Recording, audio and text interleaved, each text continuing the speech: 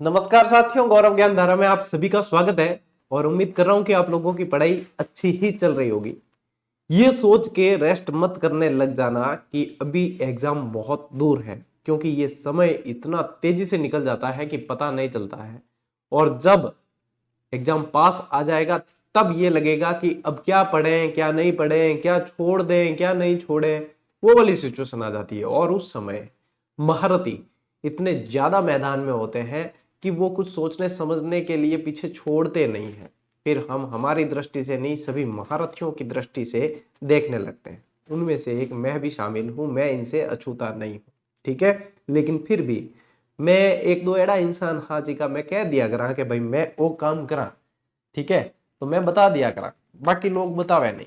क्या हाँ, हम कहते हैं कि कुछ कार्य शिक्षण, ऑनलाइन शिक्षण में ऐसे भी है जो हमें न चाहते हुए भी करने पड़ते हैं, जैसे कि मैराथन क्लासें हो गई, जैसे कि ये हो गए, जैसे अंतिम जो एक डेढ़ महीना बचेगा तो कई सारी जो है ऑब्जेक्टिव क्लासेस चलती, मैराथन वगैरह वही है। तो इतने महारथी होते, ये देख लो वो देख लो। उस समय हमें जो है हमारी पढ़ने की और सोचने समझने की शक्ति थोड़ी कमजोर होने लगती है। इसीलिए मैं कह रहा हूं कि शांति काल में पढ़ा हुआ व्यक्ति ही सफल हो सकता है, इस बात को ध्यान रखें और अभी से जी जान लगा के मेहनत करें। ये मान के चलो कि आपने 3 बार रिवीजन कर लिया तो फिर आपका चयन बिल्कुल पक्का है। क्यों? क्योंकि जितनी ज्यादा बार आप रिवीजन कर लेंगे उतना ही आपको चीजें याद होगी और उतना ही आप एग्जाम में प्रदर्शन कर पाएंगे। ये बहुत लंबे अनुभव के बाद और बहुत सारे सिलेक्शन देने के बाद में मैं ये बात आप लोगों को बता रहा हूं और कई सारे टॉपर्स का भी यही अनुभव है, ठीक है। तो जो प्रारंभ के आप लोगों को इन 2 मिनट में ज्ञान दिया है वो सिर्फ ज्ञान नहीं है, ये बहुत काम की बात है, ठीक है। तो इस बात को ध्यान रखेंगे और पढ़ने पे अच्छी तरीके से फोकस करेंगे। आज अफ्रीका महाद्वीप की अपनी दूसरी क्लास है, पार्ट 2 है और लक्ष्य भेदी बैच की ये 7वीं क्लास है, यानी कि लक्ष्य भेदी बैच आ गया है अपने दूसरे सप्ताह के अंदर, ठीक है। और आप लोगों को बता दूं, वैसे आप लोगों ने देख लिया होगा कि अपने बातचीत विद गाड़ेराव गौरव जो दूसरा चैनल है उस पे अपन वैल्यूएबल पॉडकास्ट लेके आएंगे। ये मैं आप लोगों को आश्वस्त कर सकता हूं, विश्वास दिला सकता हूं, क्योंकि पहली शख्सियत ही डॉक्टर गणपत सिंह जी राजपुरोहित सर थे। बहुत शानदार पॉडकास्ट उनका शूट हुआ है। आज दिन तक इतने विचार, ऐसा पॉडकास्ट, ऐसे विचार जो है, बहुत सारे चीजों से रिलेटेड मैंने सवाल पूछे, अलग अलग फील्ड से रिलेटेड, और उसमें गणपत सिंह जी के क्या विचार है, क्या उनकी भावनाएं हैं, क्या चीजें हैं, वो निकल के बहुत सारी स्टडी और एनालिसिस के बाद में इस पॉडकास्ट को अंजाम दिया गया है। अब इंतजार करें आप, ये बहुत जल्दी अपन जो है टेलीकास्ट करेंगे। बातचीत विद घाणेराव गौरव पे जरूर देखना, बहुत आनंद आने वाला है। महीने का मैं आप लोगों को ज्यादा नहीं, एक आध पॉडकास्ट ही दूंगा, क्योंकि इतना टाइम मैंने भी नहीं मिला है ना। अपन जो काम डिस्टर्ब नहीं करा पॉडकास्ट के चक्कर में, आपकी क्लास बिल्कुल कतई डिस्टर्ब नहीं हुई, वो बात थे मारना चालो। क्योंकि देखो, सैटरडे संडे था बीच में, सोम से शुक्र क्लास चलती है, आज मंगलवार है, सोमवार की क्लास आई थी, मंगलवार की क्लास भी आ रही है, ठीक है। तो मैं मेरी तरफ से नियमित हूं भाई, आप लोगों को भी नियमित रहना है। चलिए, आज अफ्रीका की अपन नदियां पढ़ने वाले हैं और अफ्रीका की नदियों के अंदर भाई साहब नील नदी जो है ना, वो झंडे गाड़ देती है सवाल आने के मामले में। नील को मिस्र का वरदान कहा जाता है। जो मिस्र की सभ्यता है वो भी नील नदी के किनारे ही है। लेकिन जिन्होंने नहीं पढ़ा उन्हें बता दूं कि नील नदी जो है, पहले 2 नदियां होती है, एक होती है व्हाइट नील और एक होती है ब्लू नील। ये दोनों आपस में मिलती है एक खार्तूम नामक जगह पे और उसके बाद में ये नील नदी में तब्दील हो जाती है, ठीक है। उसके बाद ये भूमध्य सागर में जाकर गिरती है। तो ये चीज आप लोगों को ध्यान रखनी है, ठीक है। ये चीज आप लोगों को ध्यान रखनी है। अब क्या ध्यान रखोगे कि एक झील होती है जिसका नाम होता है ताना झील। क्या नाम होता है? ताना झील, ठीक है। और एक झील और होती है जो अफ्रीका की सबसे बड़ी झील भी कहलाती है, उसका नाम होता है विक्टोरिया झील। उसका नाम क्या है? विक्टोरिया झील। अब इस ताना झील से एक नदी निकलती है जिसका नाम होता है ब्लू नील, जिसका नाम है नीली नील कह दो या ब्लू नील कहोगे तो ज्यादा पढ़ने में ठीक लगता है, ठीक है। ये निकली नदी और इसी के अंदर आकर एक नदी और मिलती है जिसका नाम होता है श्वेत नील या व्हाइट नील। क्या नाम है? श्वेत नील। और ये जिस जगह पर मिलती है, जिस जगह पे इनका मिलन होता है, ठीक है, जिस जगह पे मिलन होता है वो खार्तूम नामक जगह पे मिलन होता है। मैंने इसमें भी आप लोगों को चीजें बता रखी है। ठीक है। तो ये जो है कहां पे मिलती है, खार्तूम नामक जगह पे मिलती है, और खार्तूम नामक जगह से ये नील नदी के रूप में आगे बढ़ती है, और जहां जाकर ये गिरती है वो होता है भूमध्य सागर। वो क्या है, भूमध्य सागर के अंदर ये जाकर गिर जाती है। तो इस तरीके से नील जो है आगे बढ़ती है, ठीक है। नील नदी अफ्रीका की सबसे लंबी नदी है, ये इस तरीके से आगे बढ़ती है, ये ध्यान रखेंगे आप, ठीक। अब आते हैं अपन नोट्स मेकिंग पैटर्न पे, क्योंकि समय सबसे बड़ा बलवान है और समय के अनुसार ही चलना चाहिए, कि समय जितना बच जाए वो बाद में काम आता है, ठीक है, वो बाद में आप लोगों के काम आएगा, ठीक। देखो टावरों, नील ये विश्व की सबसे लंबी नदी मानी जाती है। इसकी लंबाई जो है 6650 किलोमीटर है। कितनी है, 6650 किलोमीटर। लंबी के अंदर बात करें तो ये आती है, और बड़ी यानी कि विस्तृत की बात करते हैं तो अमेजन आती है। कौन सी आती है, अमेजन। जैसे जैसे अपनी क्लासें आगे बढ़ेगी तो आप सभी ये जो है चीजें आप जान जाएंगे और आप याद कर लेंगे, ये बात तो आप मानकर चलें। देखो इसे क्या कहा जाता है, मिस्र का वरदान कहा जाता है। और ये भी ध्यान रखें कि मिस्र की जो सभ्यता है, ठीक है, मिस्र की सभ्यता इसी के किनारे है। मिस्र की सभ्यता, मिस्र की सभ्यता इसके किनारे है, इसके किनारे है। इस बात को ध्यान रखें बंधु, ठीक है, ये ध्यान रखना है। और ये चापाकार डेल्टा बनाती है कि गुरुजी अगर नील नदी देखने मिल जाए नहीं ओरिजिनल तो मजा आ जाए, तो ले टाबरो जादू कर दान, ले भाई जादू झमझम ले। इससे बढ़िया जो है मैप आप लोगों को नहीं देखने को मिलेगा। अब इसको यूं है थोड़ा सा ऐसे करेंगे तब समझ में आएगा कि ये, क्योंकि अफ्रीका में ये ऐसे उत्तर की तरफ बहती है, भूमध्य सागर ऊपर की तरफ है, तो ये जो है इसको ऐसे घुमाना पड़ेगा, तब जाके जो है ये आप लोगों को एकदम एग्जैक्ट समझ में आएगा। लेकिन अभी पहले पढ़ लीजिए थोड़ा सा, इसमें आप लोगों को मैप बता दूंगा, इससे बेहतर मैप नील का नहीं मिलेगा, ठीक है। ये है क्लास का भाई, आप लोगों के जो महत्व देखोगे ना आप, वो ये है। मिस्र में इसका डेल्टा 25,000 वर्ग किलोमीटर में फैला हुआ है, इसीलिए तो इसे मिस्र का वरदान कहा जाता है। मिस्र के लिए नदियां जो होती है ना, देखो सभ्यताएं कहां फलती फूलती है, नदियों के किनारे। क्यों, नदियों के किनारे पानी मिल गया तो यानी कि सभी तरह की जो है सुविधाएं मिल जाएगी, जैव विविधता पनपेगी वहां पे, इसलिए नदियों के किनारे सभ्यता पनपती है। तो ये मिस्र के अंदर यहाँ पे 25,000 वर्ग किलोमीटर में इसका डेल्टा है, इसीलिए यहाँ पे मिस्र की सभ्यता थी, ये ध्यान रखना है। सूडान में इसकी सहायक नदी जो है अटबरा मिलती है, हो सकता है कि एग्जामिनर पूछे। श्वेत नील पर ओवन और जिबेन आलिया बांध है, और ब्लू नील पर रोजियर्स व सेनार बांध है सूडान में। और क्या ध्यान रखेंगे, ये तो कौन से, ब्लू नील पर रोजियर्स और सेनार कहां है, सूडान के अंदर है। और ग्रैंड इथोपियन रेनेसेंस बांध जो है वो इथोपिया के अंदर है। ग्रैंड इथोपियन, इस नाम से ही पता चल जाएगा कि ये इथोपिया के अंदर है। क्या गुरुजी बांध पूछ सकते हैं क्या, यदि एग्जामिनर कठिन से कठिन पेपर बनाएगा तो पूछ सकता है। यदि ठीक है कुछ कठिन सवाल उसे मिल गए और कुछ मध्यम में डालेगा तो आप लोगों को असवान बांध पूछा जाएगा। क्या पूछा जाएगा, असवान बांध, जो इन दोनों के मिलन के बाद में वहां जहां ये इसका मुहाना है उससे पहले ये असवान बांध है, ठीक है। तो लक्सर और असवान बांध जो है वो नील नदी पे बने हुए हैं, यानी कि जब आगे निकलती है तब ये नदी क्या कहलाती है, तब ये नदी कहलाती है नील नदी। तब ये क्या नदी कहलाती है, नील नदी कहलाती है, इस पे असवान बांध बना हुआ है, ठीक है।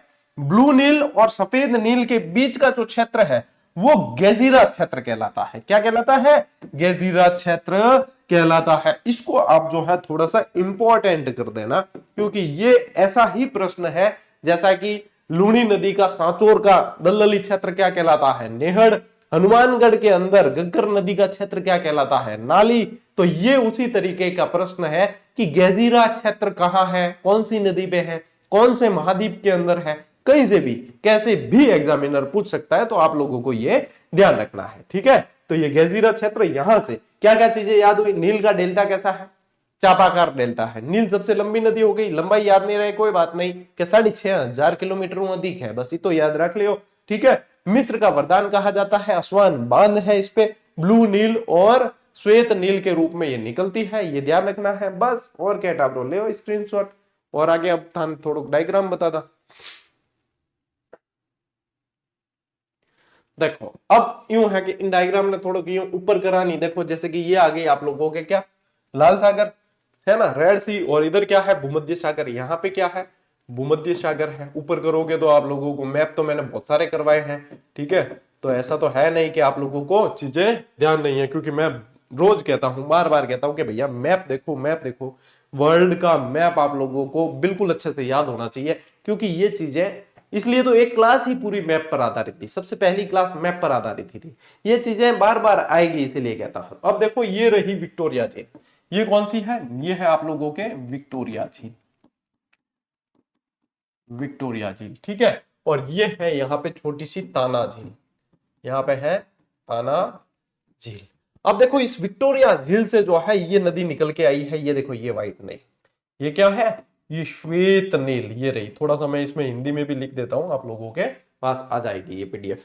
अच्छा, पीडीएफ आप लोगों को ऑलरेडी बता दिया है कि पीडीएफ आप लोगों को वेबसाइट पर बिल्कुल व्यवस्थित तरीके से, जहां क्लास दिख रही है, क्लास भी वहां पे भी दिखती है, जहां क्लास दिख रही है उसी के जस्ट नीचे, ताकि वो कौन सी क्लास की पीडीएफ है ये भी तय वहां पे रहे और हमेशा रहे, इसलिए वहीं से आप लोगों को क्लास के 24 घंटे बाद वहां पे दिखने लग जाएगी, ठीक है। ये ध्यान रखेंगे। ये श्वेत नील होगी, और ये देखो यहां से आ रही है, ये घूमकर इस तरीके से, ये ब्लू नील। ये कौन सी है? ये आप लोगों के ब्लू नील है, ठीक, ब्लू नील है। और ये जो जगह है यहाँ पे, ये आकर मिलती है कहां पे? ये मिलती है, देखो इन दोनों का मिलन कहां हो रहा है? इन दोनों का मिलन हो रहा है यहाँ। और ये कौन सी जगह है? ये खार्तुम जगह है। ये कौन सी है? ये खार्तुम नामक स्थान पे मिलती है, जहां मेरोवे डैम भी बना हुआ है। इससे थोड़ा सा आगे, मतलब यहाँ पे मेरोवे डैम, खार्तुम से आगे मेरोवे डैम है। और उसके बाद में नील पर जो मुख्य बांध बना हुआ है वो है असवान बांध। ये क्या पूछते हैं? असवान बांध का सवाल पूछा जाता है, ठीक है। ये असवान बांध यहाँ पे बना हुआ है। ये इसको हाई डैम, ओल्ड डैम के नाम से भी जाना जाता है, और आगे जाकर ये मिल जाती है भूमध्य सागर में। बस वर्ल्ड इमेज को है नहीं, नदी में इतो ही पढ़ो तो खूब है, तो पढ़ लियो तो खूब है। बाकी सब में मैं थोड़ी थोड़ी डिटेल बताऊं था ने। अफ्रीका की नदियां बहुत व्यवस्थित तरीके में पढ़नी है, ठीक है टाबरो, लियो स्क्रीनशॉट।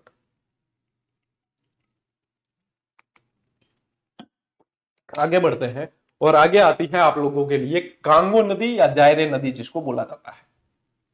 अब ये मध्य अफ्रीका में है लगभग, तो इसे कहा जाता है मध्य अफ्रीका का हाईवे। इसे क्या कहा जाता है? मध्य अफ्रीका का हाईवे कहा जाता है। मोस्ट इंपॉर्टेंट फैक्ट, कुल लंबाई 4770 किलोमीटर है। लंबाई याद नहीं भी होगी ना तो चलेगा, कि इतनी लंबाई पूछी नहीं जाती। मैंने पिछले जितने भी पेपर देखे हैं तो इतनी लंबाई पूछी नहीं जाती, तो एग्जैक्ट याद रखने की जरूरत नहीं है, ठीक है। याद रह जाए तो, ऐसा भी नहीं कि गुरुजी मुझे याद हो रही है तो क्या नहीं करूं, हो रही है तो कर बेटा, ठीक है, ये ध्यान रखना।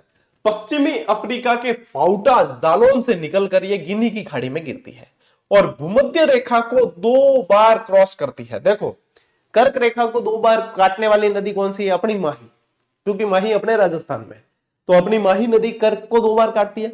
भूमध्य रेखा को, भूमध्य रेखा कहां है? बिल्कुल पृथ्वी के सेंटर से, इसीलिए तो इसको मध्य अफ्रीका का हाईवे कह रहे हैं। और अफ्रीका से तीनों ही रेखाएं गुजरती है, कर्क, मकर और भूमध्य, ये कांगो वाली, ठीक है। तो ये ध्यान रखना है, कांगो नदी भूमध्य रेखा को 2 बार काटती है। और एक आएगी आगे लिम्पोपो नदी। लिम्पोपो नदी जो है वो मकर रेखा को 2 बार काटती है। तो तीनों रेखाओं को 2-2 बार काटने वाली नदियां आप लोगों को ध्यान रखना है, ठीक है। इस पर स्टैनले बायोमा और लिविंगस्टन जलप्रपात है। अच्छा सवाल, इस पे कौन कौन से जलप्रपात है? स्टैनले, बायोमा और लिविंगस्टन जलप्रपात इस पे बने हुए। इस पर इंगा बांध बना हुआ है। कौन सा बांध है? इंगा बांध। कांगो इंगा के, कांगो पर इंगा, या जायरे आ जाए, कांगो या जायरे एक ही बात है। कांगो पर इंगा बांध है, नहीं भूलो, मैं कह रही हूं ना, क्योंकि मात्रा लगी ऊपर, ऊपर क्या लग गया? अनुस्वार। तो कांगो इंगा भूली जाई कौन। इसका अप्पा बेसिन जो है नील नदी से भी बड़ा है। देखो कैसी जबरदस्त बात है कि कांगो का अप्पा बेसिन जो है, बेसिन क्षेत्र जो है वो नील से भी बड़ा है। अब नील सबसे लंबी नदी है, फिर भी इसका अप्पा जो है वो इससे नील से भी बड़ा है। और अफ्रीका की सबसे बड़ी नौका गम्य नदी है। अफ्रीका की सबसे बड़ी नौका गम्य नदी है, यानी कि जिसमें नाव चलाई जा सके, ठीक है, जिसके अंदर नाव चलाई जा सके, जहाज चल सके, ऐसी नौका गम्य नदी जो है ये सबसे बड़ी अफ्रीका की। और इसकी सहायक नदियों के अंदर आती है उबांगी और कसाई। उबांगी और कसाई इसकी सहायक नदियां हैं। ये विश्व में सर्वाधिक जल विद्युत उत्पादन संभावनाओं वाली नदी है। विश्व में सर्वाधिक जल विद्युत उत्पादन की संभावना वाली नदी कौन सी है? कांगो या जायरे। क्या क्या याद हुआ? मध्य अफ्रीका का हाईवे कहा जाता है, ये याद हो गया। उबांगी और कसाई ये याद हो गई, सहायक नदियां हैं। जल विद्युत सबसे ज्यादा बनाई जा सकती है, संभावना है, ये याद हो गया। अरे नील से भी बड़ा इसका अप्पा बेसिन है, ये याद हो गया। स्टैनले, बायोमा और लिविंगस्टन जलप्रपात है इसके ऊपर, ये याद हो गया। बस भूमध्य रेखा को तो 2 बार काटती है, तो घणो है याद है रे भाई। मैं कहूं ना थे क्लास ढंगू देख लियो ने तो थान चीजें याद हो जाए, ये बात की तो गारंटी है भाई। चलो स्क्रीनशॉट ले लिया तो आगे बढ़ते हैं। जाम्बेजी नदी या जैम्बेजी नदी भी लिखा मिलता है। क्या लिखा मिलता है? जैम्बेजी, क्योंकि अपन क्या है हिंदी में जब कन्वर्ट कर लेना तो जाम्बाजी कह देते हैं, कभी जैम्बेजी कह दिया। ये देखो 2574 किलोमीटर लंबी है और अंगोला की उच्च भूमि से निकलकर जाम्बिया और जिम्बाब्वे की प्राकृतिक सीमा बनाते हुए हिंद महासागर में चली जाती है। ठीक है, क्या ध्यान रखोगे कि ये जो है अंगोला से निकलती है, अंगोला से निकलकर जाम्बिया और कहां पे? जिम्बाब्वे की प्राकृतिक सीमा बनाते हुए ये चली जाती है कहां? हिंद महासागर के अंदर, इंडियन ओशियन के अंदर ये चली जाती है। क्या नाम है इसका? जैम्बेजी कह दो या जाम्बेजी कह दो। तो ये देखो अगर यहां पे देखना ना इस मैप के अंदर, तो यहां पे ये वाली नदी है इसके अंदर, ये अब ये कहां जा रही है? ये हिंद महासागर के अंदर जा रही है, जहां मोजाम्बिक चैनल है ना वहां पे जाकर ये मिल जाती है। अब ये कैसी सीमा बना रही है? ये बना रही है जिम्बाब्वे और जाम्बिया के बीच में सीमा बना रही है। इस पर विक्टोरिया जलप्रपात है और करीबा बांध है। करीबा बांध और विक्टोरिया जलप्रपात किस पर है? देखो विक्टोरिया झील का संबंध यदि पूछते तो किससे है? नील नदी से है, जहां से श्वेत नील नदी निकलती है। और विक्टोरिया आपको बांध पूछा जाए, विक्टोरिया जलप्रपात पूछा जाए और करीबा बांध पूछा जाए तो इस पे है। ये मोजाम्बिक के समीप हिंद महासागर में गिरती है, क्योंकि ये देखो मोजाम्बिक चैनल है ना। ये द्वीप कौन सा है बताओ, किस किस को याद है? ये मेडागास्कर द्वीप है। कौन सा है? मेडागास्कर द्वीप है। और इसके जोड़ने का काम कौन करता है? Mozambique channel. तो मोजाम्बिक के समीप जाकर ये कहां मिल जाती है? हिंद महासागर में मिल जाती है। इसकी सहायक नदियों में ओकोवांगो नदी है और इसे कालाहारी का रत्न कहा जाता है, क्योंकि यहाँ पे क्या है? कालाहारी मरुस्थल है। लोकेशन बताई थी आप लोगों को जब मरुस्थल लास्ट क्लास में पढ़ाया जब, तो इसके पास क्या है? यहाँ कालाहारी मरुस्थल है, इसलिए इसे कहा जाता है कालाहारी का रत्न। किसे कहा जाता है? ओकोवांगो नदी को। ओकोवांगो नदी को कहा जाता है कालाहारी का रत्न कहा जाता है। अब देखो आई भाई साहब, मकर को 2 बार काटने वाली लिम्पोपो नदी कौन सी है? लिम्पोपो। ये मकर रेखा को 2 बार काटती है। तो बताओ भूमध्य रेखा को 2 बार कौन सी काटती है? तो कांगो नदी काटती है। याद रह जाएगा ना, कांगो। यह दक्षिण अफ्रीका के हाईवेल्ड की भूमि से निकलकर बोत्सवाना और दक्षिण अफ्रीका की प्राकृतिक सीमा बनाते हुए हिंद महासागर में गिरती है। अब ये किसकी सीमा बना रही है? ये बोत्सवाना और किसकी बना रही है? दक्षिण अफ्रीका की। ये देखो ये सीमा बना रही है यहाँ पे, ये मकर को 2 बार काटती है और बोत्सवाना और किसकी बना रही है? दक्षिण अफ्रीका की प्राकृतिक सीमा बना रही है। बताओ यूं बढ़िया मैटर के बड़ोरत है। अब देखो ऑरेंज नदी, ये ड्रैकोन्सबर्ग पर्वत श्रेणी से निकलकर अटलांटिक महासागर में गिरती है और इसकी सहायक नदी है वॉल। अब अटलांटिक महासागर किस तरफ है? इस तरफ है। अटलांटिक महासागर किस तरफ है? इस तरफ है। तो ये रही ऑरेंज नदी। ठीक है, ये रही ऑरेंज नदी। अब देखो दक्षिण अफ्रीका की सबसे लंबी नदी कहा जाता है इसे, दक्षिण अफ्रीका की, न कि अफ्रीका। कई बच्चे क्या होता है समझते नहीं है और सीधे कहते गुरु जी अब थे बताओ कि अफ्रीका की सबसे लंबी नदी नील है। हम थे पाछो थे ही कह रहा हो कि सबसे लंबी नदी ऑरेंज है, यहाँ क्या हो सके? तो दक्षिण अफ्रीका देश है अफ्रीका महाद्वीप के अंदर जो दक्षिण में आया हुआ है। और इसी छोटे से कंफ्यूजन के चक्कर में अपने सवाल भी गलत हो जाते हैं। इसलिए दिमाग के न्यूरॉन्स हमेशा एक्टिव रहने चाहिए। यदि कहीं थोड़ी सी भी गड़बड़ हुई तो हजारों बच्चे आगे निकल जाते हैं। ठीक है, ये ध्यान रखेंगे। ये 2200 किलोमीटर लंबी है। ठीक है, एक वोल्टा नदी और है जो तंजानिया और मोजाम्बिक के बीच प्राकृतिक सीमा का निर्माण करती है, जिसका नाम क्या है? वोल्टा नदी। इसमें मैप में नहीं दर्शा रखी, ठीक है, मैप में नहीं दर्शाई हुई है। तो ये मैप जो है इसके अंदर आप लोगों को झीलों की, लेक जो है उनकी लोकेशन भी यहाँ पे दे रखी है। देखो यहाँ पे नील को आप समझ सकते हो, यहाँ पे नील को समझ सकते हो। ये रही आप लोगों की विक्टोरिया झील। ये कौन सी है? विक्टोरिया झील है। और यहाँ पे है आप लोगों की ताना झील, यहाँ पे है ताना झील। तो विक्टोरिया झील से तो आई कौन सी? व्हाइट नील आई और यहाँ पे ब्लू नील आई और ये जाकर मिल गई यहाँ पे। यहाँ पे कौन सा स्थान है? यहाँ पे है खार्तूम। यहाँ पे कौन सा है? यहाँ खार्तूम है। यहां से मिल गई और ऊपर जाकर ये देखो भूमध्य सागर में गिर जाती है। ये भूमध्य सागर में गिर जाती है। इसी को ऐसे घुमाओगे तो मैंने जो नील का आप लोगों को पूरा प्रॉपर मैप बताया वो है। चलो टाबरो बढ़ा के आगे। ओके, देखिए इसके अलावा फिर याद रखना सेनेगल नदी, ये सेनेगल और मॉरिटानिया की प्राकृतिक सीमा बनाती है। ये किसकी बनाती है? सेनेगल और मॉरिटानिया की। फिर एक नाइजर नदी, ये वापस इंपॉर्टेंट है क्योंकि इसे क्या कहा जाता है? इसे पाम ऑयल रिवर कहा जाता है, इसे तेल नदी कहा जाता है, इसे तेल नदी कहा जाता है क्योंकि ताड़ के पेड़ है इसके पास। अफ्रीका की तीसरी बड़ी नदी और गिनी की उच्च भूमि से निकलकर माली, नाइजीरिया से बहते हुए गिनी की खाड़ी में गिरती है। इसे तेल नदी या पाम ऑयल रिवर कहा जाता है, इसे तेल नदी या पाम ऑयल रिवर कहते हैं। और इस पर कैंजी बांध बना हुआ है। इसकी सहायक नदी कौन सी है? बेन्यू। यूं हल्ली डिटेल नहीं पढ़ा सका और यूं हल्ली डिटेल याद भी नहीं हुआ। मैं तो आ डिटेल याद करने में भी छिका आई और तो भी कभी पछ हो एक आधो कमेंट आए, गुरु जी थोड़ी डिटेल। अरे पागल आदमी, ये डिटेल ही है और थोड़ी डिटेल नहीं। यूं तो भाई चलते हैं अफ्रीका ही, तो अफ्रीका चलने पे कई सारी चीजें हम लोग को क्या है कि जीवन निकल जाएगा, लेकिन अफ्रीका का जीके पूरा नहीं होगा। कुछ तो आप लोगों को ये भी तो ध्यान रखना है कि याद भी तो करना है, दिमाग की भी एक कैपेसिटी है और जितना रिवीजन भी तो करना है और जितना रिवीजन होगा उतना ही सिलेक्शन का चांस बढ़ेगा। तो ये जो सोशल मीडिया पर, यूट्यूब पर, इंस्टाग्राम पे जो ज्ञान वाली बातें होती है ना कि अब बहुत डिटेल पढ़ना, बहुत डिटेल पढ़ना है, मैं कह रहा हूं बहुत डिटेल पढ़ने वालों का सिलेक्शन होगा ही नहीं, चाहे आप बात लिख के ले लो। बहुत ज्यादा डिटेल पढ़ने वालों का सिलेक्शन नहीं होगा, बल्कि उस डिटेल को बार बार पढ़ने वालों का सिलेक्शन होगा, उस डिटेल को बहुत बार पढ़ने वालों का सिलेक्शन होगा। 100% नहीं बनाए जा सकते कंपटीशन एग्जाम के अंदर, जितने बनाए जा सकते हैं वो बनेंगे कैसे? बार बार रिवीजन से और प्रैक्टिस से, अभ्यास से। जितनी जल्दी आप इस बात को समझ जाओगे, जितनी जल्दी ज्ञानी बाबाओं से दूर हो जाओगे, उतनी ही जल्दी सिलेक्शन आप लोगों का हो जाएगा। आज के समय में सबसे बड़ी चुनौती है अपने आप को बिल्कुल व्यवस्थित तरीके से संभाल कर इन सभी ज्ञान से बचकर आगे बढ़ाते हुए सिलेक्शन की तरफ बढ़ना सबसे बड़ी चुनौती है। विक्टोरिया झील जो है, अब झीलें पढ़ लेते थोड़ी। ये अफ्रीका की सबसे बड़ी झील है, ये मीठे पानी की झील है। ये कैसी है? मीठे पानी की, मीठे पानी की झील है।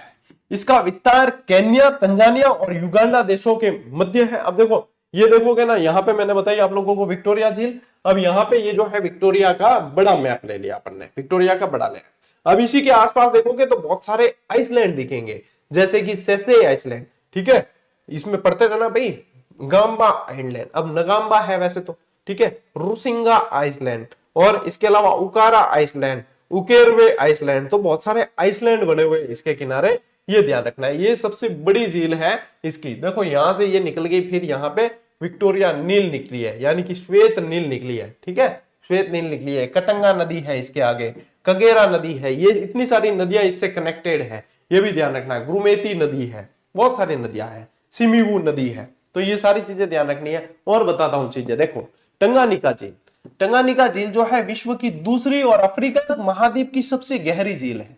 गहरी बता रहा हूं, बड़ी नहीं।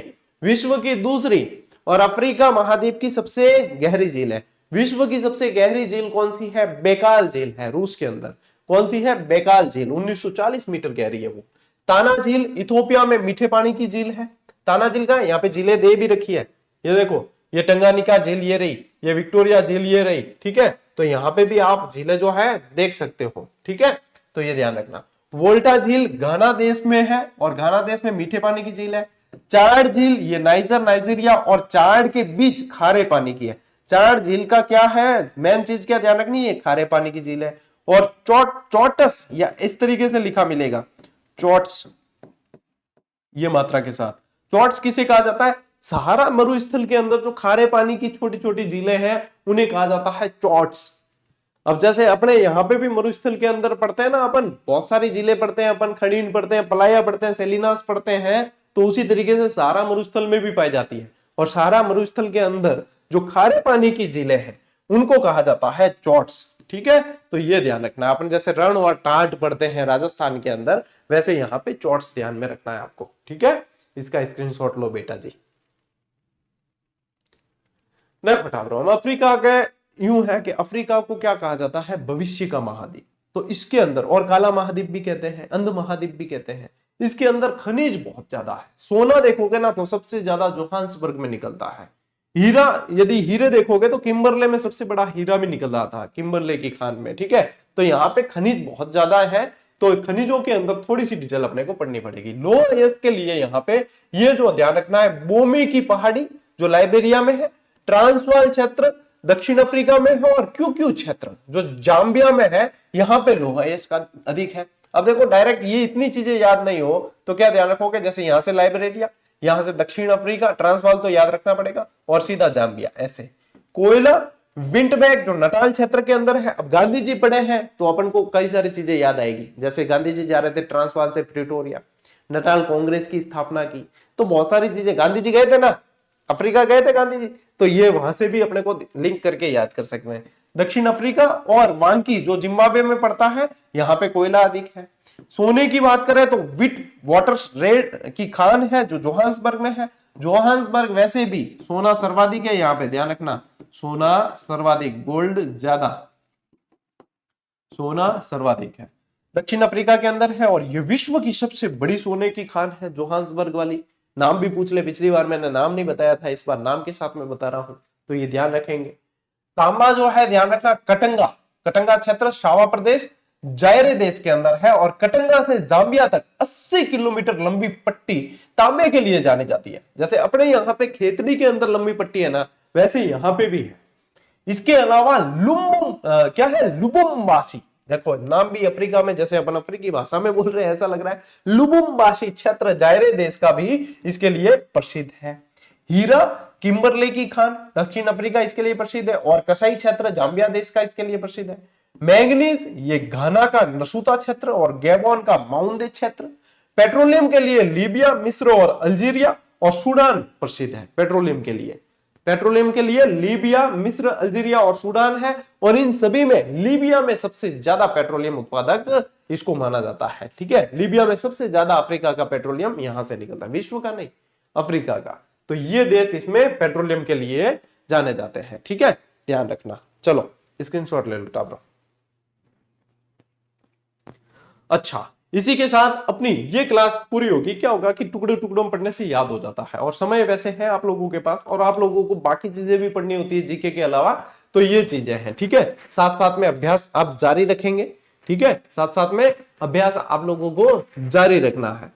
तो ये अब एक और अफ्रीका की क्लास एक और आएगी, जिसमें इसके जो देश पूछे जाते हैं, यानी कि जिन देशों से सवाल पूछे जाते हैं उनकी विशेषताएं हैं, वो मैं आप लोगों को करवाने वाला हूं, जिनमें जो जो विशेषताएं बनेगी, जैसे एशिया की करवाई थी वैसे करवा दूंगा। अफ्रीका के सारे देशों से सवाल नहीं बनते, और जैसे अपन ने जो है इसके पर्वत पढ़ लिए, पठार पढ़ लिए, झीलें पढ़ ली, खनिज पढ़ लिए, तो काफी सारे सवाल तो अपन ने पढ़ लिए हैं, लेकिन फिर भी कई सारे देशों से कई सारे सवाल और बनते हैं। तो अब जो कल क्लास आने वाली है उसके अंदर अपन इसके विभिन्न देश पढ़ेंगे, उसके बाद में अपन शुरू करेंगे यूरोप महाद्वीप, क्योंकि यूरोप में भी 2-3 दिन जाएंगे अपने, ठीक है। जब चलेंगे अपन यूरोप भ्रमण पे, अब अपन ने एशिया पूरा घूम लिया, अब अपन ने अफ्रीका भी पूरा देख लिया, ठीक है। अब एक कल और अफ्रीका घूम लेते हैं, कल उसके बाद में अपन अफ्रीका से सीधे जो है यूरोप की फ्लाइट पकड़ लेंगे, और उसके बाद में यूरोप भ्रमण करेंगे, क्योंकि यूरोप का ट्रिप जो है, बहुत सारे लोग स्टेटस लगाते हैं ना, अब यूरोप भ्रमण पे, थे भी लगा सको कि आप अफ्रीका से यूरोप भ्रमण पे जाएंगे, क्योंकि इसमें कोई गलत तो आप नहीं कह रहे हो, आप तो बिल्कुल सच ही कह रहे हो। आप समझने वाले के ऊपर है कि आप किस तरीके से जा रहे हो। तो बिल्कुल आराम से, मजे से, व्यवस्थित तरीके से, नियमित और अनुशासन के साथ पढ़ाई करते रहे। अध्ययन ही आप लोगों की सफलता की कुंजी है, ठीक है। आज की क्लास में इतना ही साथियों, अब मिलते हैं अपन अगली क्लास में, अगले सेशन में। तब तक के लिए राम राम, जय हिंद।